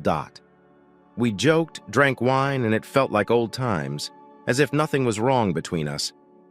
After dinner, I suggested we go for a walk in the botanical garden. She was all for it. Of course, we had no idea what was about to happen. When we arrive at the fountain, everything is just as I had anticipated. Roses are everywhere. Candles brighten the root. It looked fantastic. Our pals had done an excellent job. I take her hand and we begin heading toward the fountain. At this point, my heart is racing like crazy. But I retain my calm. We arrive there and I deliver a long speech about how much I love her, how I can't fathom spending my life with anyone else, and how I'm ready to take the next step. She is in tears and I am thinking, this is it. This is where I drop down on one knee again, bring out the ring, and ask her to marry me. She then says the same thing. Not quite yet. I could not believe it. Like what? I stood there for a second, trying to figure out if I had heard her correctly. Not yet again. I felt like I had just been hit in the stomach. It wasn't like the previous time when I brushed it aside and told myself it wasn't a big problem. This time, however, things were different. It hurt much more. I stood up and tried to remain calm, but I had to ask why. What's holding you back? I was trying to keep my calm, but I was quite frustrated. She looked at me with sad eyes and said the same thing she did last year. She wanted to make sure everything worked out and she wasn't ready yet. And that's when I started getting angry. I questioned her directly whether there was anyone else, as if someone was influencing her. Maybe it's her parents or a friend. I did not know. It simply didn't make sense. We had been together for 4 years. How could she not have known by now if she wanted to marry me? She shook her head and replied, no, it was not anyone else. She simply needed more time. At that point, everything simply hit me. I had waited a whole year since the last proposal. I had put in so much work to make this one great. I assumed we were in a better place, and yet here I was, standing in the center of this lovely garden, being told not again. I felt like an idiot. So how many times am I required to ask? How long should I wait? I told her that. I told her if she was still unsure after 4 years, then I wasn't sure what else to do. I couldn't keep waiting for her to figure things out. It seemed like I was putting my life on hold for someone who wasn't sure if they wanted to be in it for the long term. She didn't speak much, just requested for more time again. And that's when I snapped. I didn't yell, but I was finished. I informed her that I couldn't do this anymore. I love you, but I'm not going to continue putting myself out there if you keep saying no. I could see the expression on her face alter. She understood I was serious. She started crying and begged me not to leave. That was when she said, okay, I'll marry you. Please do not go. And that. That's what annoyed me the most. Like she was only willing to say yes now that she knew I was ready to leave. It did not feel real. It didn't seem like she wanted to marry me. It seemed like she was frightened of losing me. I did not even respond. I just walked away. I wasn't sure what else to say. My mind was racing, my heart was broken, and all I wanted was to get the heck out of there. After the second proposal, I realized something had to change. I couldn't simply go back to pretending everything was normal like the first time, but for a few days I had no idea what to do. My thoughts were all over the place. I mean, 4 years is a long time to be with someone, and I wasn't sure I was ready to just let it all go. At the same time, I couldn't shake the sensation that she would never be prepared. And if she wasn't ready by now, I didn't talk to Kiara much the day after the proposal, so she stayed in the guest room, which was our unwritten way of dealing with conflicts. Simply give each other room. Normally, we'd speak it out the next day and be okay. But this time, I did not want to talk. I didn't know what I had to say. I needed to digest what had just occurred. After a few days, I realized I wasn't furious at her anymore. I was simply disappointed. You know how it feels when you've given it your all and still fall short? That's where I was, like I'd done everything well. I thought I did. And it still wasn't enough. It sucked, plain and simple. We eventually had a chance to talk toward the end of the week. She was the one who brought it up, actually. She sat me down on the couch and told me we needed to work things out. And yes, we did. We couldn't continue avoiding it. So I told her precisely how I felt, that I couldn't keep waiting for her to decide whether she wanted to marry me or not. I told her that if she didn't know after 4 years, I doubt she ever would. She just sat there silently for what seemed like eternity. Then she said, "I love you. I want to be with you. I just don't think I'm ready to marry yet." And there it was again. The same damn phrase, not ready. I could feel my frustration rising again, but I held it together. "Why not?" I asked. "What's holding you back? I mean, we've been dating for 4 years and have discussed getting married previously. You said you wanted it." She groaned, and I could tell she was trying to explain. "I don't know," she said. "It's just a large commitment, and I don't want to rush into something I'm unsure of." That's when it struck me. She seemed unsure about me. Not us. Not the relationship, it's just me. And honestly, it stung more than I expected. I could deal with someone not being ready to marry but not being certain about me after 4 years. That was a completely different thing. I sat back against the couch trying to process it. I asked her straight up, "Will you ever be sure?" She stared at me, and for the first time she had no response. She just sat there staring at her hands, not saying anything. That was when I knew. I stood up and informed her that I couldn't keep doing this. "I adore you, but if you aren't sure about me by now, I doubt you ever will be. And I'm not going to wait forever. I hope you change your mind." She started crying, and it was difficult to see. I did not want to hurt her. I never did, but I couldn't keep pretending. Everything was fine. She implored me not to leave. She continued insisting, "I will marry you, I promise. Please give me a bit more time. But that's the point. I did not want her to marry me solely because she was afraid of losing me.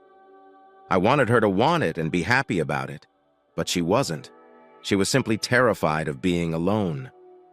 That was not the type of marriage I want, and I wasn't going to accept it. So I told her I had to leave. That night, I packed my luggage and went to stay with a buddy for a few days. I believed we both needed some room to relax and think about what we wanted. But deep down, I knew it was over.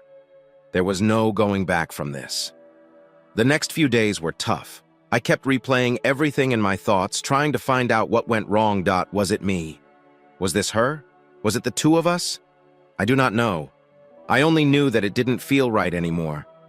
The relationship had morphed into something it was not meant to be, and I couldn't mend it. That week, she called me several times. I didn't answer at first because I wasn't prepared to talk. But ultimately, I responded. We had one of those awkward chats where we didn't know what to say. She continued asking whether I'd come home, but I said I needed more time to ponder. The irony was not lost on me. I asked for additional time since I was upset that she was doing the same thing. However, it wasn't the same thing. I wasn't waiting to decide whether I loved her. I was trying to figure out how to move on. Then followed the texts. Oh man. My phone began to fill up with texts from her friends, her parents, and even some of our shared friends. Apparently, she told everyone I dumped her because she wasn't ready for marriage. And, of course, they all supported her. They branded me immature, selfish, and a jerk for ending a 4-year relationship simply because she was not ready for the next step. But they didn't realize, and none of them appeared to appreciate, that it wasn't about the wedding. It was about her unsure feelings about me. I mean, if someone isn't convinced about you after 4 years, how long should you wait? 5 years? 10? It seems like everyone was missing the point. The funny thing is that not all of my friends supported her. Several of them indicated they understood where I was coming from. They weren't taking sides, and they weren't blaming me either. They were aware of what I had gone through and how much work I had put into the relationship, which made me feel a little better about stepping away. I believe it is when I finally acknowledged that it was finished. I was not going back. No amount of begging or assurances would change the fact that she saw no future with me. Not really. I returned to our apartment to retrieve the rest of my belongings. Kiara was no longer present around a week later, which made me relieved. I did not want to deal with another emotional talk. I packed up my belongings, left my key on the counter, and walked out for the last time. And just like that, 4 years had passed. Done. And yes, it hurt like hell. But for the first time in a long time, I felt like I'd made the correct decision. I was not going to settle with someone who was unsure of me. I deserved more than that ... After packing my belongings and walking out of the flat for the last time, I expected things to be a little simpler. I anticipated to feel a great weight lifted off my shoulders, yet everything seemed heavy. I'm not sure how else to put it, but it felt like the breakup didn't hit me until I was back at my friend Kyle's house, sitting on his couch with my duffel bag at my feet. Kyle is a good man. One of those pals who doesn't ask too many questions and simply gives you a beer when you need it. He didn't try to pry or offer me advice. He basically let me crash at his house, and we spent the majority of the nights playing video games or watching ridiculous movies. It helped for a while, but then the messages started coming in again, and I couldn't avoid the reality of what was going on. Kiara texted me practically daily. At first, it was the normal "can we talk" and "I miss you" texts, which I sort of expected. But then she became frustrated.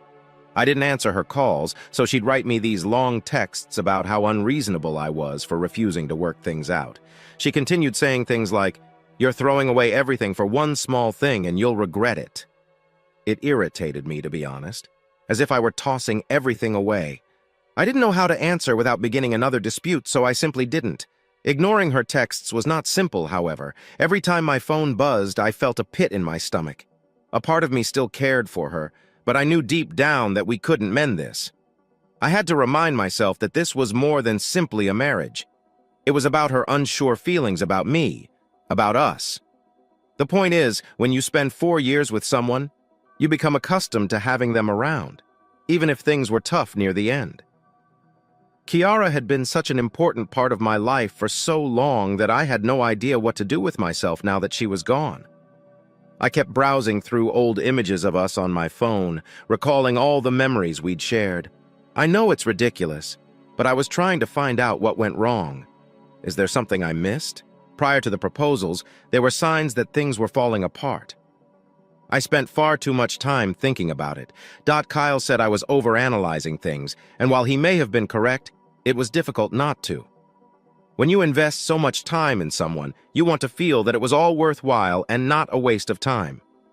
After nearly a week of silence from Kiara, I began receiving texts from her friends, and man, they were brutal. Some of them were outright calling me a jerk for abandoning her. One even stated, "You're afraid of commitment," which is ironic given that I proposed twice. Another of her pals wrote a long note about how I was being selfish by not allowing Kiara more time to think things out. Apparently 4 years was not enough. But here's the deal. I know I said I would not use that phrase. Her buddy Ashley actually messaged me, stating you were a safe bet for her. She'll find a better match now. Oh darn, I didn't answer to that either. But it stayed with me. Was I just a backup plan for her? Kiara didn't say anything like that. But the more I thought about it, the more I questioned whether she was waiting for someone else.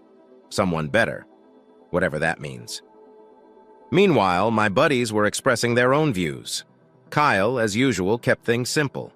"Dude, it's better if she can't decide after 4 years. She is never going to." My friend Matt was a little more vocal. He felt I should have left sooner. Like after the initial refusal, he continued to say, "Why did you give her a second chance, man?" She explained it well the first time. I didn't really have an answer to that. I think I didn't want to give up on her so quickly. Maybe this makes me seem silly, but I wanted to believe things could still work out back then. It was a strange mixture of emotions. I felt angry, frustrated, and sad. A part of me couldn't shake the guilt. Every time I saw her pals texting, I wondered whether I was the bad guy here. I continued doubting myself despite the fact that I knew I had done the right thing. Breaking up was not an impulsive decision. I thought about it for a long time. However, when you're being hit from all sides and told you're the bad guy, it's difficult to think clearly. About 2 weeks after the breakup, I received a text from Kiara that was not furious. It was simple. I understand now. I apologize. I hope you can find someone who makes you happy. That was the last communication I received from her. No more calls or texts. It felt very final, and I didn't know how to feel about it. On one hand, I was pleased that the continual back and forth had ended. On the other hand, it felt as if the last connection between us had been severed. I wish I could say that was when things became simpler, but they didn't. I still had moments when I thought about her, what we had and what may have been. However, these occasions became increasingly rare over time. The more time I had away from her, the more I knew that breaking up was the proper decision. It hurt terribly, but it was necessary. I did not want to be locked in a relationship where I was constantly waiting for her to be ready. I eventually moved out of Kyle's place and into my own apartment. It wasn't anything extravagant. It was a 1-bedroom apartment in a nice neighborhood. But it was mine. I began focusing more on myself, hanging out with friends, going to the gym, and generally trying to get my life back on track. And slowly, everything began to feel normal again. I'm not claiming I'm over it completely, but I'm in a better position now. Looking back, I understood that I deserve someone who is certain about me, not someone who takes years to decide whether I am worth it. It is still a difficult pill to take, but I have accepted it. So that is the aftermath. It wasn't pretty, and I'm still coping with some of the consequences, but I believe I'm finally moving on. After months of adjusting to living on my own, I felt like I had finally figured it out. Not like everything instantly improved or something, but things were simply easier. I was no longer waking up every morning with a knot in my gut. Kiara was not always on my mind, and I wasn't constantly checking my phone to see if she had texted. I had my routine, my space, and it was really good to have my own apartment again. I could leave dishes in the sink if I want, play loud music at 1 a.m. Alternatively, you can sit quietly on the terrace with a beer. There is no one to answer to. It felt nice. Work was going well. I wasn't one of those individuals that dives headfirst into their profession after a breakup or something, but having something to focus on was absolutely beneficial. When I was knee-deep in projects or attending meetings, I didn't think about anything else. That was probably my biggest victory.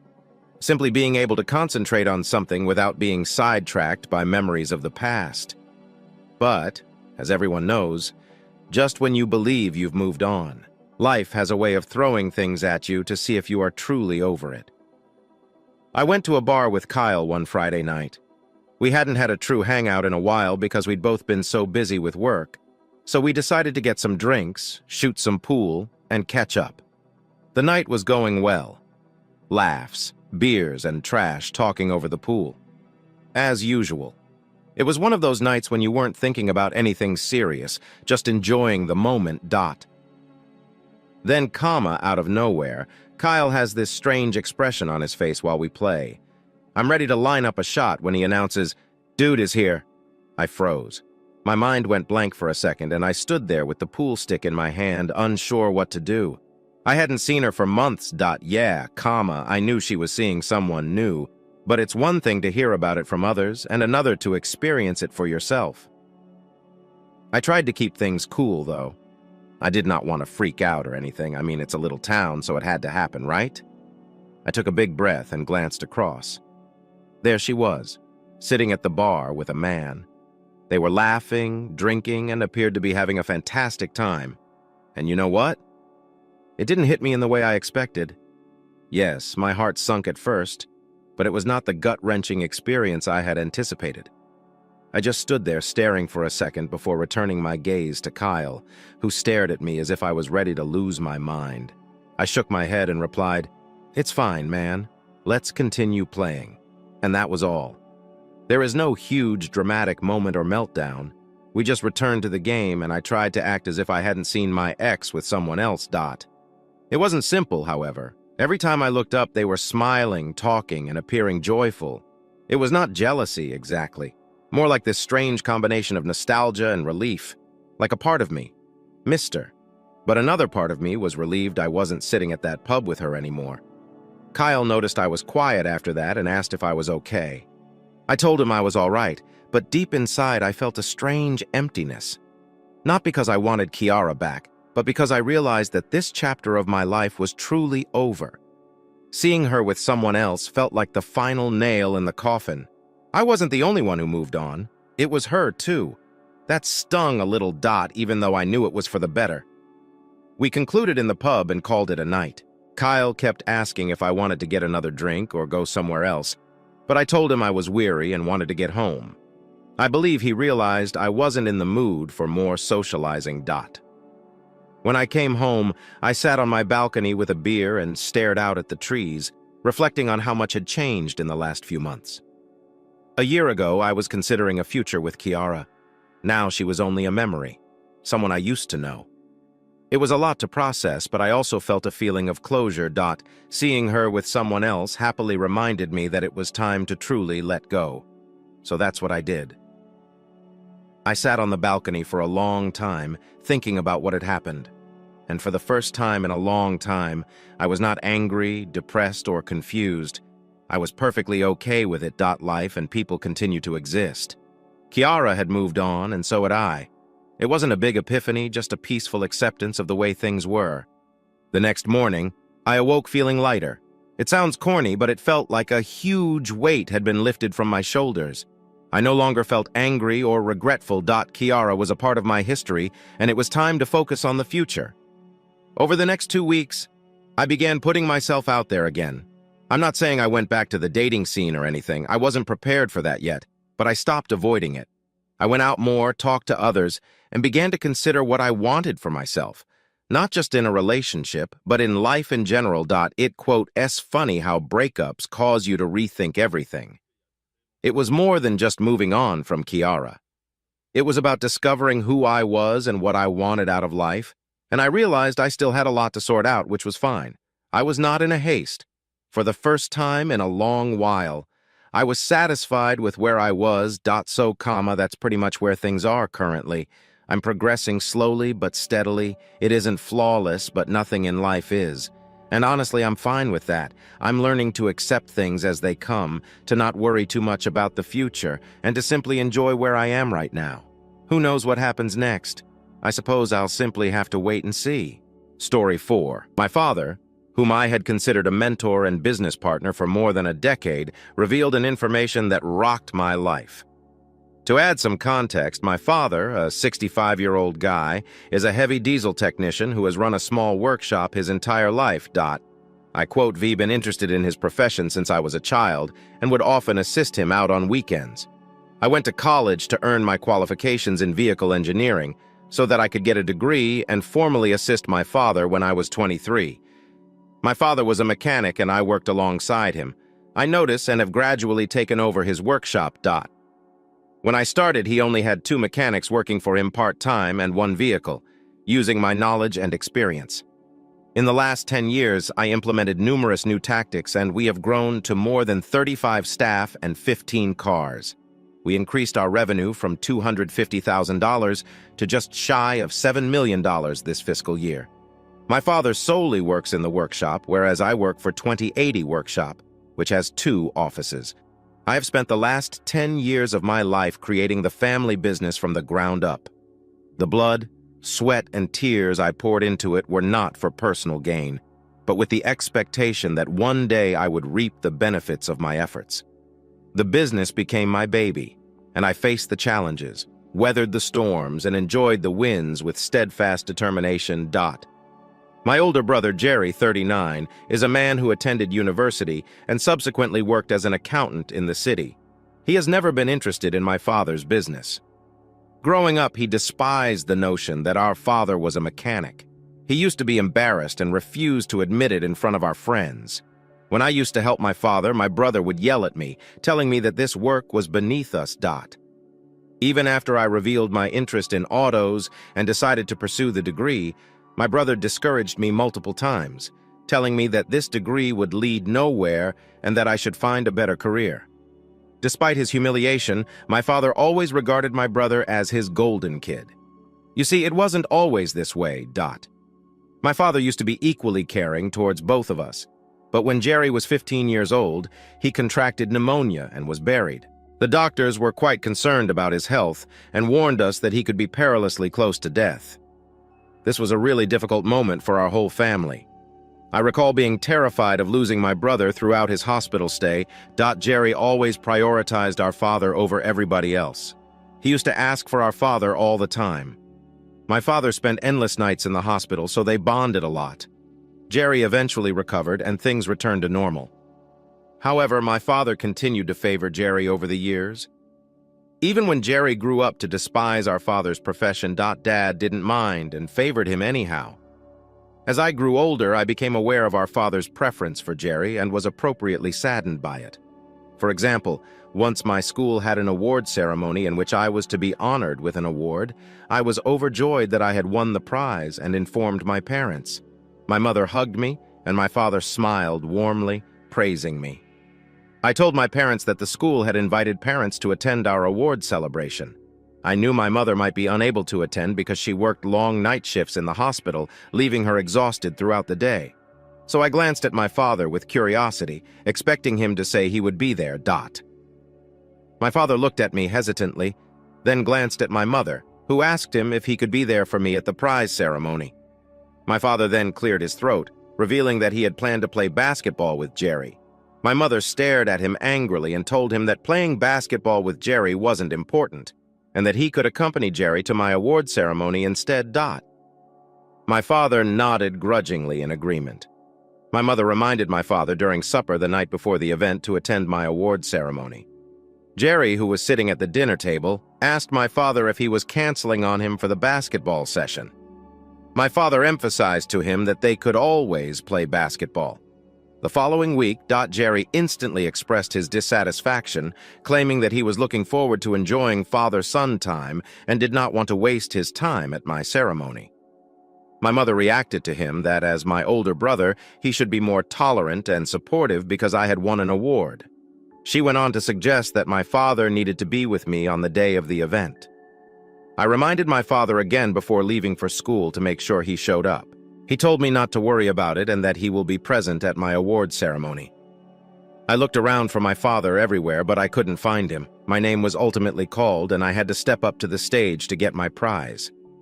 I recall collecting my medal from the principal while my classmates celebrated, and I was looking for my father's face in the throng. He never showed up. I texted my mother that my father never came up. She quickly called me, alarmed, asking if I was certain that my father had not arrived, and I explained that he was nowhere to be found. And maybe he forgot. My mother informed me that was impossible, because she had set 5 alarms on his phone and couldn't see his car parked in front of our house, indicating he was definitely gone. At this time, we were startled and anxious. I wondered whether anything had happened to him. When I got home from school, I opened the door to find my mother and father having a heated dispute. They were shouting at each other at maximum volume. The air was filled with tension, and my parents' angry fight echoed down the hall. My mother, her face distorted with rage, stood at the entrance, while my father, looking both guilty and defensive, attempted to excuse his behavior. I gingerly entered our living room, filled with bewilderment and dread. I asked my father whether he was okay. My concern was apparent as I said that he never showed up to my school for the award presentation. The room was silent for a time as my father tried to avoid eye contact and whispered an apology. Something about losing track of time and unexpected events. I could tell that his story didn't add up. But before I could press any further, my mother let out a flood of fury and disappointment. "Why did you show up, John?" she demanded, her tone fierce and accusatory. "Tell the truth, our son earned an award and you promised to be there. What's more important than that?" Dad shuffled uneasily, clearly aware that he was on the hot seat before you could answer. Jerry entered the room casually, enjoying ice cream. My mother turned her wrath on Jerry, her eyes narrowing in shock and rage. "What is your part in all of this, Jerry? Where were you and your father, and why didn't you celebrate your brother's big day?" Jerry shrugged indifferently, muttering something about how he had suddenly needed ice cream and had requested our father to drive him there first. Later, when they arrived at my school, they were told they had missed the award ceremony, so they returned home. My mother's expression changed from rage to astonishment as she processed this ridiculous excuse. "You skipped your brother's awards ceremony for ice cream," she shouted, her voice rising in surprise. "You and your father missed his big moment because you wanted ice cream among the rising tension. Instead of apologizing and recognizing his error, my father attempted to explain and justify Jerry's conduct, stammering out an explanation that simply added gasoline to the flames. "Look, this isn't a huge deal." He started trying to downplay the significance of my award ceremony. "It is simply an awkward ceremony, and there will be more in the future. Jerry requested an ice cream, and I assumed we could just grab one quickly." I didn't think it was a huge deal. His comments hit me like a blow in the stomach. I couldn't believe what I heard. My own father, who I had expected to be present to participate in my excitement, was downplaying the significance of my accomplishment. With a dismissive tone and a casual dismissal of a moment I had been looking forward to, he left me stunned as his words floated in the air. My initial shock transformed into a powerful combination of frustration and despair. A lump developed in my throat, and I felt the sting of unshed tears. My triumph, the reward for my hard work and effort, was being dismissed as insignificant. But at that point I realized it wasn't just about missing the ceremony. It was about a lack of understanding, an absence of support, and the terrible realization that those closest to me did not recognize my successes. I looked at my father, who was supposed to be a source of encouragement, with incredulity and betrayal. My eyes mirrored the deep disappointment I felt in my heart. My mother continued to convey her disappointment, chastising them both for putting an unexpected ice cream yearning ahead of an important milestone in my life. Their dispute raged on. I continued to feel betrayed and hurt, with a heavy weight on my chest and a lump in my throat. I managed a faint smile and told my father, "Don't worry about it." The words tasted better on my tongue, forced out to conceal the deeper feelings that swirled within me. I didn't want to escalate the dispute or exacerbate the already tense situation. As I returned to my room, the facade I had constructed for my father broke. The door closed behind me, blocking out the outside world, and I let the floodgates open. Tears flowed down my cheeks, which I had held back in front of my parents. The weight of sadness, hurt, and a deep sense of being let down overcame me. My mother came into my room to comfort me when she saw how unhappy I was. She sat next to me, putting her arm around my shoulder. She didn't speak much, just let me cry and express my feelings. Her presence was comforting, and I felt a little better knowing she was there for me. After a while, she spoke quietly. "I know it hurts, dear. Your father messed up, and I'm sorry you had to go through this. People make mistakes, but it does not detract from your accomplishment. You worked hard for that honor, and nothing can change that." Her comments were like a warm hug for my spirit, and I started to feel a little better. She stayed with me until I calmed down, reminding me that despite my disappointment, I was still a valuable person who I loved. There have been numerous situations where my father has clearly favored my brother over me. My mother has had multiple chats with him about this. My father constantly listens and tries to be more connected with me, but it doesn't last long. Finally, he returns to his role as Jerry's super dad. It's like a pattern I've seen throughout my life. Despite these moments of favoritism, I've always worked hard to earn my father's approval. I was genuinely interested in his profession, and I acquired a deep love for vehicles, in part because it appeared to be something he cherished, even if it frequently felt like a one-sided effort. I was thinking that my efforts will finally pay off and gain me the respect and acceptance I want from my father. Last year, my father filed for divorce from my mother, alleging irreconcilable differences, ushering in a difficult chapter in our family's existence. I'd known for a few years that my mother and father's disputes were getting worse, but I never anticipated they'd get divorced. It was a terrible period for the entire family. My father has since gone on to date other young ladies. 5 months ago, my father invited my brother and me to an important dinner. We sat at the dinner table, and my brother Jerry and I, as our father, prepared to deliver some unexpected news to us. The mood in the room was tense, and I couldn't help but feel a knot in my stomach, anticipating what would happen next. With a serious expression, my father finally spoke. "I want to share something crucial with you both. Gina and I got married." He stared at us, as if expecting us to be delighted or at least accept his decision. Jerry and I exchanged shocked looks. Gina, his most recent girlfriend, was just 30 years old, just a few years younger than myself. The shock on our faces must have been obvious, but my father proceeded, completely unaware of our surprise. He went on to describe how he had discovered love again and how Gina had brought joy and excitement into his life. I couldn't believe my father had decided to marry without even inviting us or talking to us about it first. My father didn't stop there. He went on to express his pride in the firm he had formed and evolved over time. He mentioned that he had been thinking about his business's succession strategy recently. I waited with bated breath for him to reveal his plans. My father turned to face me and informed me that he had battled long and hard about this, and that because I hadn't married and had no children of my own, I shouldn't expect to inherit the family business from him. I glanced at him, perplexed, as he explained that he had decided to give over the entire business to my brother. Shock and astonishment poured over me as I dealt with the weight of this unanticipated betrayal. It was a sucker punch to the belly, and my trust in my father began to erode. Fury and treachery welled up within me as my father unloaded this news. My entire universe, built on a decade of hard work and dedication, was crumbling in front of my eyes. I stared at him, my jaw tightening, unable to grasp the gravity of his decision. Why did I eventually manage to say the word saving with a mixture of fury and hurt? I've dedicated my life to this industry. I built it with you. How do you just pass it over to Jerry? Dad, appearing unaffected by the storm he had created, stated his reasoning. Jerry has a family, including his wife and children. He needs financial stability, and I believe he can take the company to new heights. His words hung in the air, and I felt the weight of his preference fall on me yet again. I battled to keep my cool. My palms curled into fists, indicating that this was not fair. I've given everything to this company. I've worked with you and given my time and efforts, and now you're just going to dismiss me because Jerry has a family. How about my future, my dreams? His response was cruel. You can continue to work for Jerry, but the business will go to your brother. That is my final decision. Anger flashed through me, but I held back my response.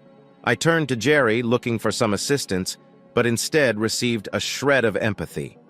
He remained silent and avoided my sight. The disappointment I felt went beyond my father. It now included my brother, who opted not to support me. At that point, I felt the weight of a lifetime of partiality bearing down on me. It wasn't only about business. It was the culmination of many years of feeling second best. The sacrifice I made and the dedication I demonstrated were all rejected with a casual wave. Resigned. I murmured, "Fine, Dad, if that's what you want." I turned away from the terrible taste of betrayal that lingered in the air. I chose to leave his place rather than continue fighting with him. I couldn't shake the feeling of desertion, the awareness that my father still preferred his golden kid despite how hard I had worked for him. Later, in the isolation of my home, the unfairness weighed heavily on me. I believed the business to be my legacy. My life's effort was slipping between my fingertips. Anguish welled up, and the room became blurry as tears obscured my eyesight. I quote, "D never felt so alone or dismissed."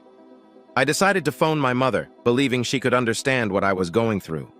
I informed her about everything that happened, even how my father favored my brother, how he took away my business, and how bereft I felt.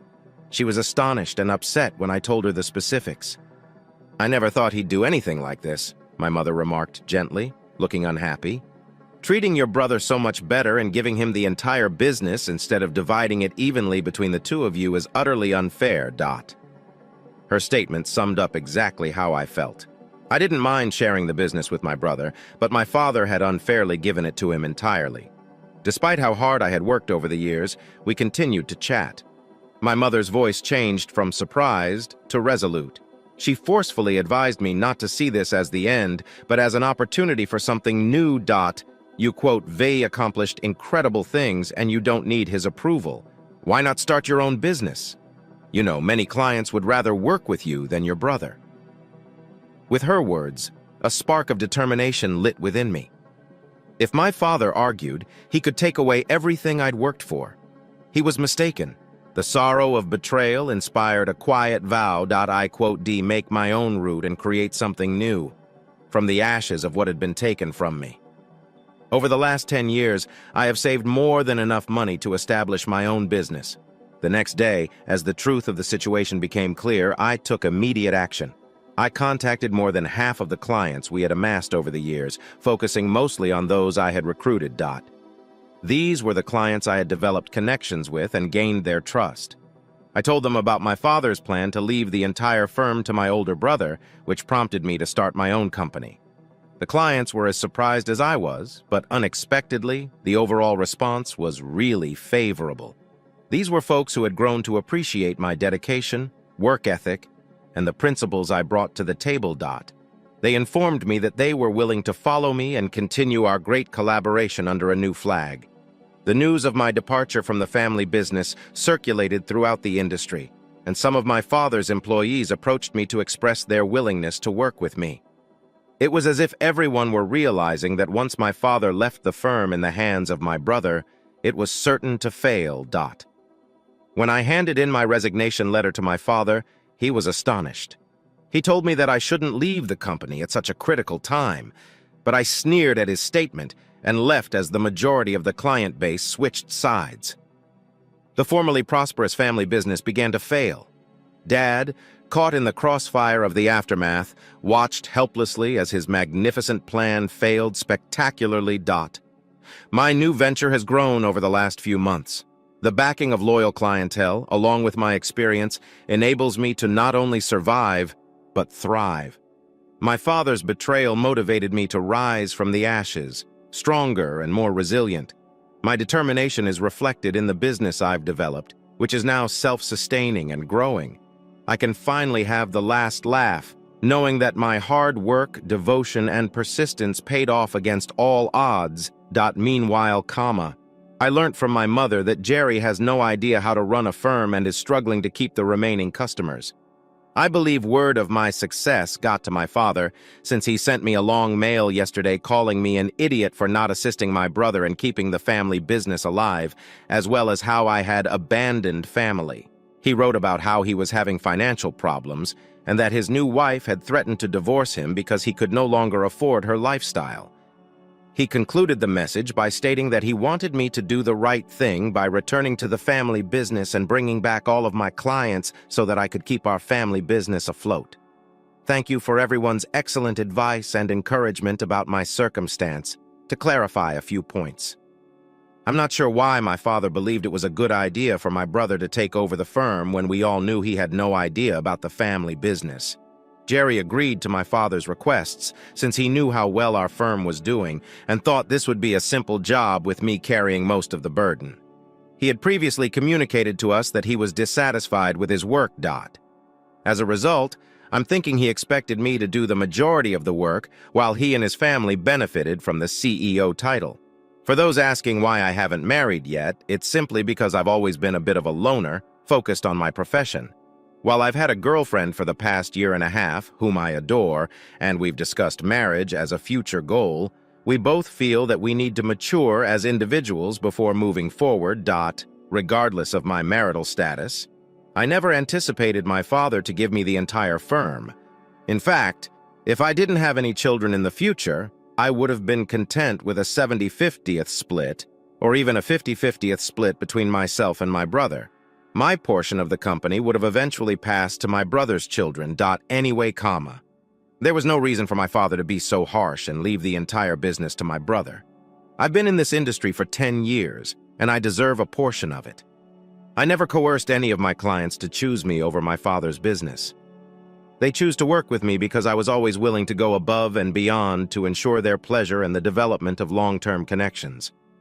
I never wanted my brother to fail or our family's company to be destroyed. The business collapsed because my brother didn't understand the ins and outs of it, and my father was too preoccupied with his new wife to focus on his clients. My father may have believed that I would finally give up on my business and return to him, pleading for his forgiveness when I failed. But because to my hard effort, I am not only standing firm but also thriving. It's upsetting to see a business I helped establish fail, but it's the result of their own decisions, not mine. I plan to discuss this with my father next week when I have some free time. I finally spoke with my father. He invited me over to supper last weekend, anticipating an apology. I went to his apartment. I answered his call and was surprised to see my brother Jerry waiting for me. The atmosphere was tight, but I hoped they had called me here for a solution. My father took a deep breath and exchanged glances with Jerry before unleashing the news. He began by expressing his sadness over what had happened between us and his grief that our family business was now in pieces. I raised an eyebrow, ready myself for what was going to happen, anticipating him to declare he had changed his mind. Instead, my father began encouraging me to return to the family business as quickly as possible, suggesting that he would forgive and forget if I did so. Jerry joined in, blaming me for the business, his troubles, and calling me selfish for leaving him alone to manage it. I couldn't believe what I heard. "Dad, you gave over the entire business to Jerry without thinking about my future." "How could this be my fault?" I replied. Frustration is rising within me. Jerry scoffed. "You took the majority of the clientele with you when you left. That is the problem. They followed me due to the relationships I established, not because I forced them. You were welcome to try and get them back, if you were that good at maintaining customers. Your surviving customers would not have abandoned the firm either." I argued, aware of the gravity of their accusations. My father sighed. "Look, I do not want to see the family business fail. It is my primary source of income and allows me to maintain my current lifestyle. Gina has also left me because of all of this. I'd rather enjoy my retirement in peace than try to resolve this continuing family issue. So quit being so selfish and just come back and work for your brother." The space felt smaller and the air was heavier. I recognize this isn't the apology or resolution I was looking for.